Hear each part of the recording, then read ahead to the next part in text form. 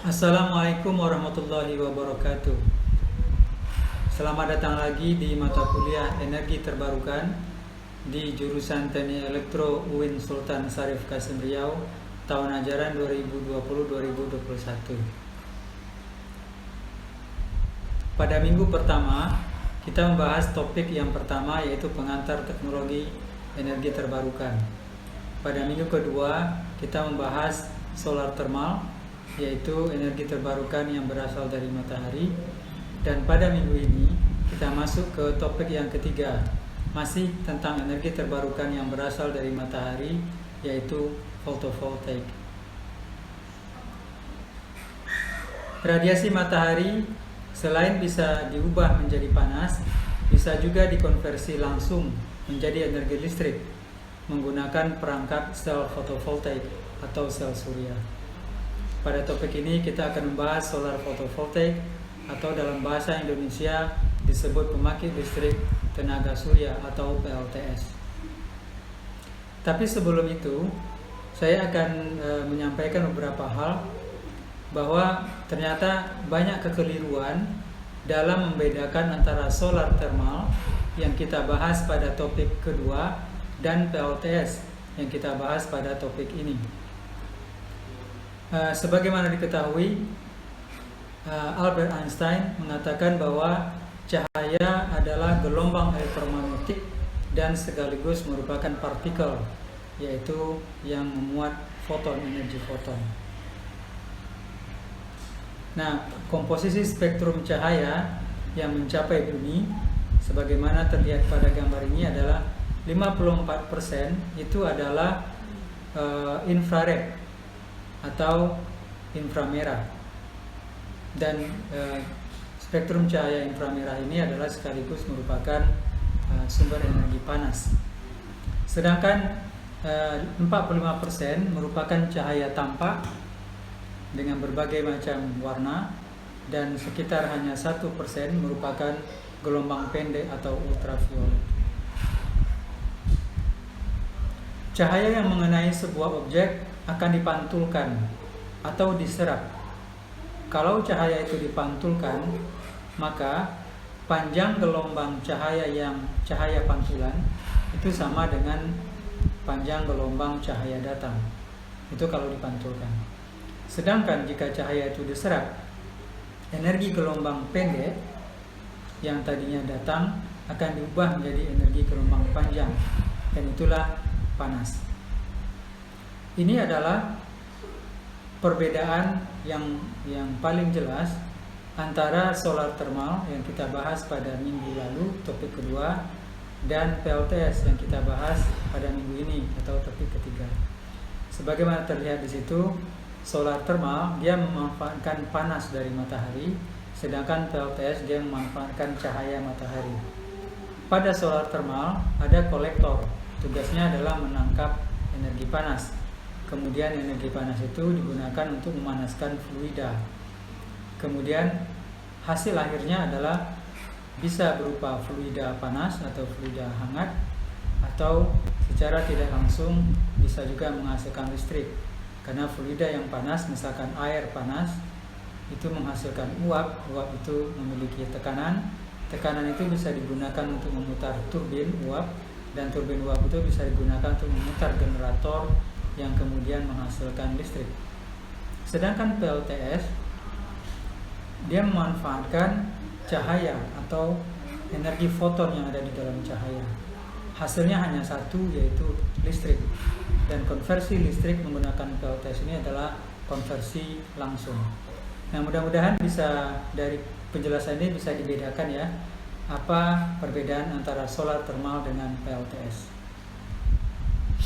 Nah, pada topik ini, pertama kita akan membahas sejarah singkat PLTS, kemudian beberapa contoh aplikasi PLTS, lalu kita akan masuk ke teori dasar, ada nomenklatur di sistem PLTS, kemudian sel surya, kemudian masuk ke pembangkit listrik tenaga surya atau PLTS.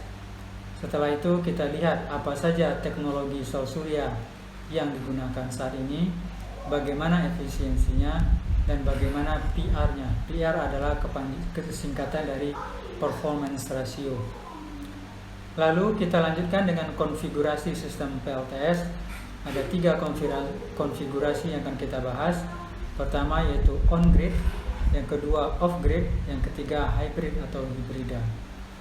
Setelah konfigurasi, kita akan perlihatkan status PLTS, bagaimana pasar PLTS secara global, bagaimana harganya, baik harga di masa lampau dan bagaimana perkiraan harga di masa depan. Kemudian apa kelebihan dan apa kekurangan dari PLTS, dan bagaimana prediksi tentang masa depan PLTS. Terakhir, kita akan masuk ke PLTS di Indonesia. Nah, sekarang kita masuk ke bagian yang pertama, yaitu sejarah singkat PLTS. Pertama, kita akan lihat bagaimana penemuan dan pembuktian efek fotovoltaik. Seorang ilmuwan muda Prancis bernama Edmond Becquerel, ketika itu usianya masih 19 tahun, dia menemukan efek fotovoltaik. Dia melakukan eksperimen menggunakan 2 buah elektroda metal yang diletakkan di dalam elektrolit. Elektrolit ini adalah sebuah cairan. Nah, pada saat elektroda ini dikenai oleh cahaya matahari, ternyata energinya meningkat. Itu yang ditemukan oleh Becquerel. Kemudian pada tahun 1873, Willoughby Smith, seorang sarjana elektro dari Inggris, menerbitkan artikel di jurnal Nature tentang pengaruh cahaya pada selenium selama dialiri oleh arus listrik.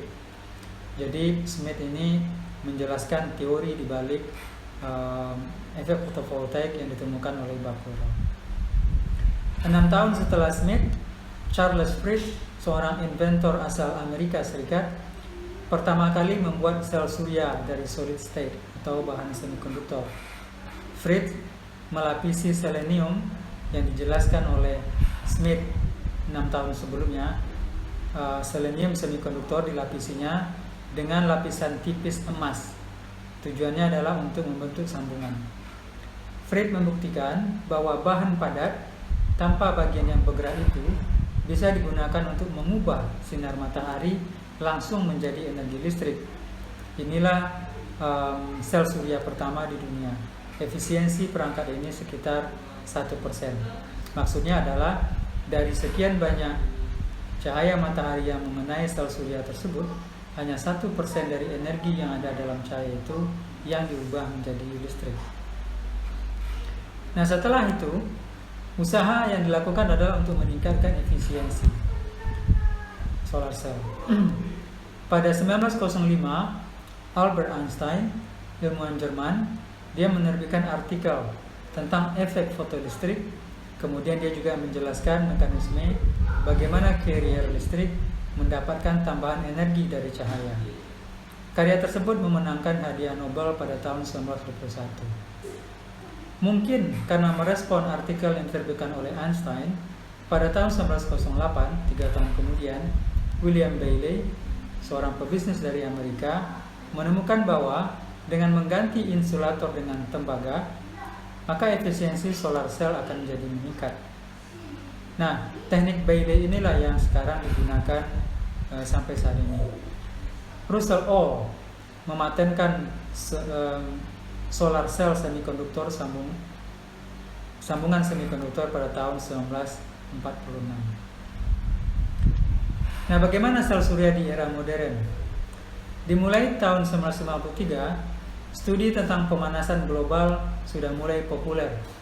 Kesadaran manusia tentang menipisnya bahan bakar fosil kemudian menimbulkan kebutuhan akan sumber energi yang terbarukan.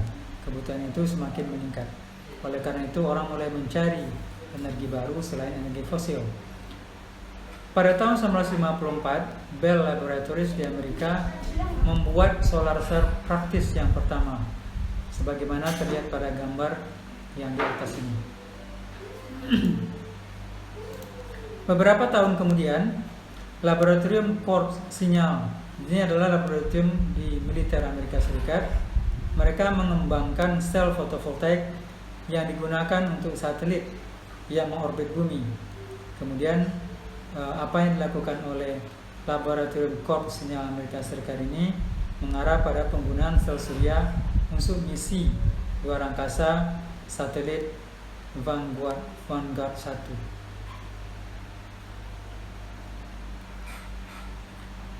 Lalu apa yang terjadi kemudian adalah komersialisasi PLTS.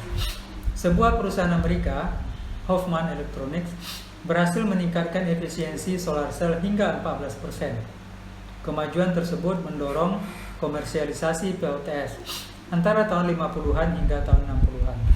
Harga PLTS pada saat itu turun drastis, yaitu pada tahun 1970-an, dan ini mengarah kepada aplikasi PLTS di lokasi-lokasi terpencil. Indonesia pada saat itu juga mulai mengaplikasikan PLTS dalam bentuk Solar Home System atau SAS di lokasi terpencil. Pada tahun 1980, sebuah perusahaan bernama Arco Solar membuat lebih 1 megawatt modul surya per tahun. Arco juga membantu membangun PLTS skala megawatt pertama dengan dana dari Departemen Energi Amerika Serikat bersama perusahaan bernama Solar One. Pada tahun 85, penjualan modul surya di seluruh dunia mencapai 250 juta dolar, angka yang cukup besar. Lalu University of South Wales di Inggris berhasil meningkatkan efisiensi sel surya silikon hingga 20%, tapi ini masih di laboratorium. Setahun kemudian, Arco merilis modul tenaga surya film tipis atau thin film yang pertama yang tersedia secara komersil. Pada tahun 1994, National Renewable Energy Laboratory di Amerika Serikat atau NREL mengembangkan sel surya dari gallium, indium, dan fosfide dan gallium arsenide dengan efisiensi di laboratorium mencapai 30%. Teknologi baru ini digunakan di sebuah gedung pencakar langit di New York City, dan kini PLTS telah menjadi bisnis yang besar, seperti yang terlihat pada gambar di sebelah kanan ini. Baiklah, itulah sejarah PLTS yang sebelumnya diawali dengan perbedaan antara PLTS dan solar thermal, dan kemudian agenda pada topik 3 ini. Terima kasih atas perhatiannya.